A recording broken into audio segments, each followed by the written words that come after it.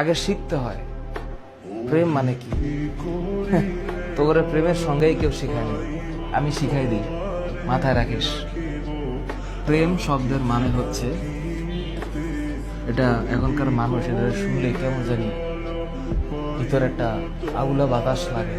প্রেম শব্দের মানে হচ্ছে যত্ন। কেউ তোদের বলেছে? আজকে আমি বলে দিলাম, যার যত প্রেম তার যত্ন তত বেশি। আর এর সাথে আর একটা টুকুর করে একটা শব্দ মাঝখানে লাগিয়ে দিলেই খেলাটা অন্যভাবে ঘুরে যাবে। এই যত্নের নিশেষে আরেকটা শব্দ আছে দায়িত্ব, আর যত্নের ডান পাশে আরেকটা শব্দ আছে শ্রদ্ধা। হ্যাঁ, আর যত্নের উপরের দিকে আরেকটা শব্দ আছে, এটার নাম হচ্ছে আরেকটা জিনিস। এটা মানে এইটা এই সত্যতা, এটার নাম হচ্ছে প্রেম।